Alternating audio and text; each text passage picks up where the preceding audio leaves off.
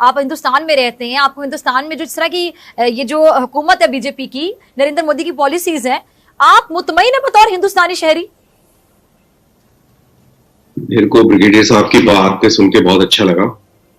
मेरे को इतनी खुशी हुई कि पाकिस्तान में डर है और नरेंद्र मोदी का खौफ है। ये बरकरार रहना चाहिए, इसी तरीके से बरकरार। गलत बात ना करे, खौफ कोई नहीं है, खौफ कोई नहीं है। मैंने कोई खौफ की बात नहीं की। Why should I be afraid of Narendra Modi? देखिए कर्नल साहब, हकीकत पे बात, मैंने खौफ की कोई बात नहीं की है, मैंने हकीकत की बात की। उस हकीकत पे आप भी बात कर लीजिए। ओके, अगर मेरे को अनइंटरप्टेड टाइम मिलेगा तो बात करूंगा। फिजा इस बार उस तरीके से बात नहीं प्लीज कंटिन्यू। ठीक है ब्रिगेड साहब, जरा आप जवाब सुन लीजिएगा, फिर मैं रिफत को शामिल गुफ्तगू करूंगी, फिर आपके पास आऊंगी। ब्रिगेड साहब, आपको जो पॉइंट्स अगर आप जिसका जवाब देना चाहिए प्लीज साथ साथ लिखते जाइए, आप अपनी बारी पे जवाब दीजिएगा। जी कर्नल रणवीर सिंह साहब। हाँ, तो जैसा मैंने कहा कि सॉरी प्लीज गो अहेड। जी, बहुत खुशी है कि, दोबारा दोहराऊंगा कि मेरे को बहुत खुशी है कि नरेंद्र मोदी का खौफ है और ये दुश्मन के दिलो दिमाग में, जहन में ये खौफ बरकरार रहना चाहिए। हम सारे के सारे नरेंद्र मोदी के साथ हैं और अभी उसकी पॉपुलैरिटी हिंदुस्तान में शाया हुई है और 74% उस आदमी की पॉपुलैरिटी है। बहुत ही दिलेर लीडर हुआ है जो कि अपीजमेंट की पॉलिसी को नहीं इख्तियार करता है और बहुत ही खूंखार किस्म का आदमी है अगर दुश्मनों की तरफ से बात करी जाए तो। और उसके मंसूबे भी बिल्कुल उसी प्रकार से, बहुत ही खौफनाक मंसूबे हैं और ये मंसूबे बिल्कुल रद्द अमल में आएंगे अगर कोई इस प्रकार की घटना होगी, कोई बात करी जाएगी जिसमें हमारे मुल्क के ऊपर किसी भी प्रकार की कोई आंच है।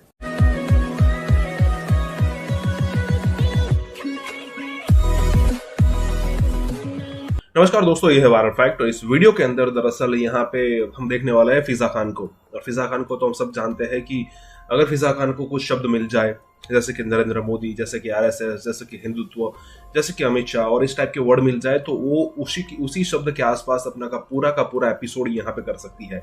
और जब से भारत ने 370 हटाया है, तब से फिजा खान एक हफ्ते में 3-4 शो ऐसा कर देती है जो कि भारत के रिलेटेड होते हैं और उसमें न जाने कौन कौन सी बकवास करती है। और यहाँ पे जो भारत की तरफ से जो मेजर या फिर कर्नल को जो बुलाया गया है, उन्होंने बहुत ही अच्छा जवाब यहाँ पे दिया है और कहा है कि पाकिस्तान के अंदर, पाकिस्तानी मीडिया के अंदर या फिर कहे कि पाकिस्तान की सरकार के अंदर जो मोदी का ये डर है, ये बहुत ही अच्छा है और ये होना चाहिए। हालांकि ये बात सुन के पाकिस्तान को अच्छा तो बिल्कुल नहीं लगता कि भाई उनको ये कहा जाए कि आप मोदी से डरते हैं, लेकिन ये रियलिटी भी है क्योंकि 2014 से पहले ऐसा नहीं होता था। भारत में कहाँ पर भी कहीं पे भी हमला हो जाता था और उस वक्त भी भारत कुछ नहीं करता था, लेकिन 2014 के बाद सिचुएशन एकदम बदल चुकी है।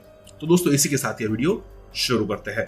जहां तक ब्रिगेडियर साहब ने बोला कि हिंदुस्तान की फौज में बहुत रेप और इस टाइप की चीजें जो है ये बहुत नॉर्मल है और किसी राइटर का नाम लिया कि भाई over A cup of coffee वहां पर रेप और मर्डर की बातें हो जाती हैं, तो मैं सिर्फ ये बात बताना चाहूंगा, याद दिलाना चाहूंगा और आपके व्यूअर्स को भी बताना चाहूंगा कि मेरे ख्याल से बलूचिस्तान के अंदर, सिंध के अंदर बहुत सारी ऐसी लंबी फहरिस्त है जो कि अगवा करके लोगों का अता पता नहीं लगा, मास ग्रेव्स भी मिली हैं और नारे लगते हैं खैबर पख्तूनख्वा में कि ये जो दहशतगर्दी है इसके पीछे वर्दी है।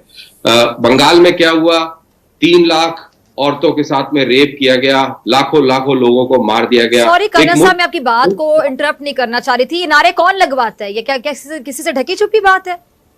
चलिए, हमारे मुल्क के अंदर अगर ऐसे कुछ लोग हैं, उनको ऐसे नारे कौन लगवा रहे हैं? नजीद कुमार डेविल लगवाते हैं। हाँ बिल्कुल, मैंने कहा जरा कर्नल साहब से पूछू ना मैं, कौन लगवा रहा है ये नारे, कौन है पीछे, जरा आप बताइएगा ना। आप देखिए, आपका मुल्क है, हमें क्या पता कौन लगवा रहा है। आप पूछिए जाके कि क्यों, कौन लगवा रहे हैं। आपकी मरियम नवाज जाके आपका मुल्क लगवा रहा है, आपकी रॉ लगवा रही है। चलो जी, ठीक है जी, आपको जैसे अच्छा लग रहा है, जैसे आप मुतमीन हो, आपको जैसा ठीक लगे, लेकिन बाकी सबको मालूम है, पूरी दुनिया को मालूम है कि क्या हो रहा है, तो उसकी आप चिंता ना करें। अभी बेचारे मार्च में शिया लोगों को मार दिया गया और आपने वो देखा किस तरीके से वो धरने पर बैठे रहे, फिर नाम नेहाद सिलेक्टेड प्राइम मिनिस्टर गए बड़ी मुश्किल से। तो ये सारी चीजें होती है, सबको मालूम है। और आपके दिमाग में जो भी कोई खुश फहमी, गलत फहमी हिंदुस्तान के खिलाफ है। वो जो ब्रिगेडियर साहब ने जो एक पैम्फलेट पढ़ा, मेरे को बड़ा मजा आया। मेरे को सही बताऊं तो मेरे को दिल में बहुत सुकून मिला, मेरे को बहुत तसल्ली हुई कि गुड, ऐसा ही होना चाहिए, वेरी गुड। सबसे पहले तो जो कि आपके साथ एक इंडियन मेहमान भी हैं, तो मैं ये क्लैरिफाई कर दूं कि अगर जब हम बात करके यहाँ पे बैठ के या कहीं और बैठ के इंडिया के हवाले से बात करते हैं, जैसे अभी आप एक स्पेसिफिक इंसिडेंट की तरफ रेफ़र कर रही है, कुछ चीज़ों की तरफ रेफ़र कर रही हैं, तो उसका जो मतलब होता है उस बात करने का, उसमें इंडिया के जो आम आवाम हैं, मेरी तरह और मेरे से की तरह के और बहुत सारे वहाँ रहने वाले लोग, वो रेफरेंस उनकी तरफ नहीं होता, बल्कि मुख्तलिफ अदवार में या आजकल के दौर में या इससे पहले के दौर में जो लीडरशिप का एटीट्यूड रहा है, चाहे वो पाकिस्तान की तरफ रहा, चाहे वो खित्ते की तरफ रहा, चाहे अपने इनवर्ड लुकिंग अपने लोगों की तरफ रहा, वो तमाम रेफरेंस उस लीडरशिप की तरफ होता है। क्योंकि लीडरशिप होती है जो पॉलिसीज़ बनाती है, लीडरशिप होती है जो मुल्क को लेके आगे चलती है।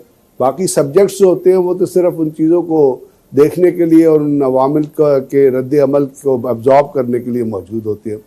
तो इसमें किसी भी तरीके से इंडिया के आम आवाम जो हैं वो भी हमारी तरह सोचते हैं, हमारी तरह रहते हैं, लेकिन जो लीडरशिप होती है, उनके जो बयानात होते हैं, उनके जो अमल होते हैं, उनकी जो पॉलिसीज़ होती हैं, वो असरअंदाज होती। जो शख्स खूनखार, खौफनाक अपने प्राइम मिनिस्टर के बारे में इस किस्म के लफ्ज़ इस्तेमाल करे, तो खूनखार और खौफनाक तो जानवर होते हैं, इंसान तो खूनखार और खौफनाक नहीं होते। आप बता दीजिए कोई इंसान खूनखार है? खूनखार वो होता है जो या चुड़ैल खूनखार होती है, कहते हैं ना, इनके यहाँ वो दूसरे जन्म का तस्वुर है ना, शायद इनको खूनख्वारी उनसे याद आई। अगर आप अपने लोगों का खून पी के खूनख्वार होते हैं, वेरी गुड, मैं 2 तालियां बजाता हूँ। अपने लोगों के लिए खौफनाक होते हैं, मतलब है कोई I don't know which world they are living in, लेकिन शर्म की भी कोई इंतहा होती है। हिटलर के बाद ये हिटलर से भी 2 कदम आ गया।